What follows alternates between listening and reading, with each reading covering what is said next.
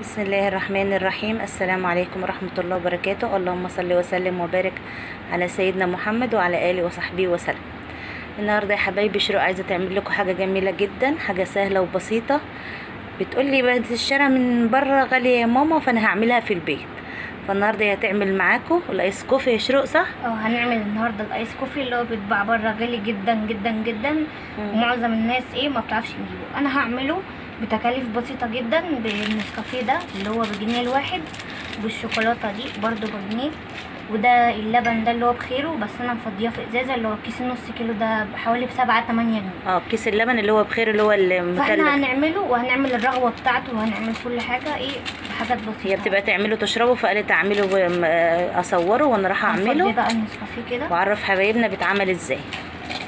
معظم الناس بتحبه ومعظم الناس ما بتعرفش تشتريه عشان هو غالي جدا.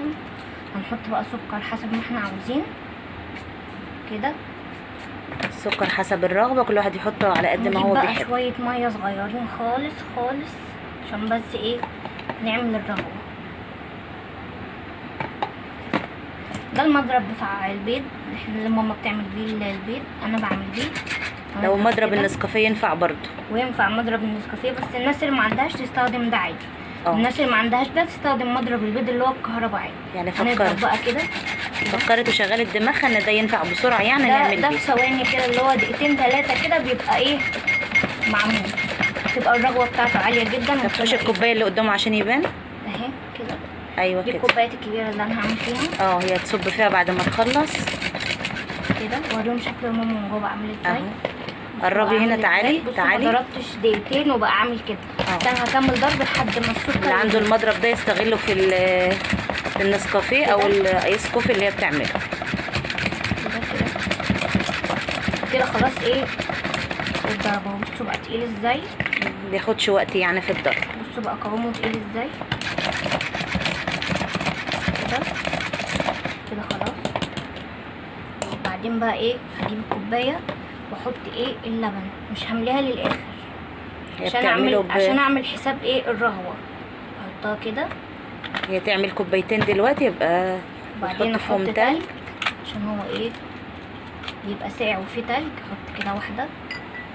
بعدين هنحط الرغوه. بصوا الرغوه، بصوا دي اللي بتتعمل بمكنه بره.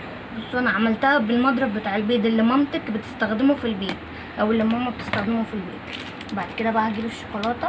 دي الشوكولاته السايحه اللي بتشتري، دي بتتباع بره، دي بجنيه دي. يعني بصوا بأبسط طريقه عملنا كوبايه ايس كوفي شكلها على حلو قد ايدينا، بدل الغالي اللي احنا بنشوفه بره ومش بنعرف نشتريه. يعني يا جماعه وداعا لستاربكس، احنا هنجيب ستاربكس عندنا في البيت. يعني عشان تطلعي تقعدي على كافيه وتشربيه مبلغ وقدره يعني. بصوا بقى شكلها هو بقى يبقى كده. بصوا بقى شكلها. بصوا قربي قربي، لان قربي. بصوا الرغوه. هنعمل التانية معاكم كمان عشان اللي ما شافش يشوف تاني. هنعمل التانية اهي برضو. كوبايه كمان اهي.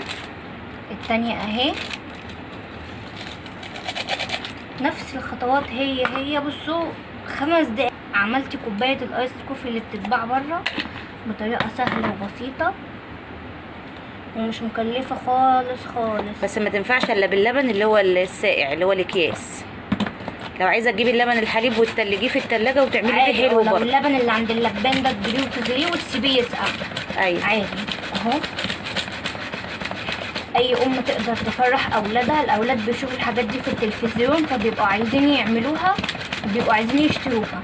فالام ممكن بطريقه بسيطه جدا تعملها لهم، وممكن تخلي الاطفال برضو يساعدوها عشان تفرحها. بصوا خلاص. المضرب ده انا جايباه للبيض، هي خدته للنسكافيه. المضرب ده ماما انا خدته خلاص. يا ماما ما عادتش بتعمل زي انا اللي بعمل. وكمان الرغوه بتاعت السخن انا بعملها كده برضه، بس بعملها بدل الميه الساقعه بتبقى ميه سخنه. هبقى اعمل معاكم ان شاء الله كمان السخن، هوريكم بنفس الطريقه الرغوه بتاعته بتبقى عامله ازاي، وهبقى اعمله واوريكم كده. طب خلاص، هي تخلص بقى، تخلصي دي بنفس الطريقه وتوروا لهم في الاخر. هخلص دي واعملها بنفس الطريقه وارجع اوريهم لكم كلهم في الاخر.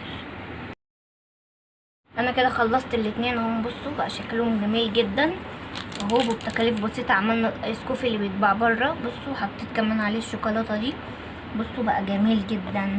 استنوني بقى اعمل معاكم بقى وصفات ستاربكس كده كتير، عشان ايه الناس اللي بتعرفش تشتري من بره تعرف تعمله بقى في البيت بأقل التكاليف.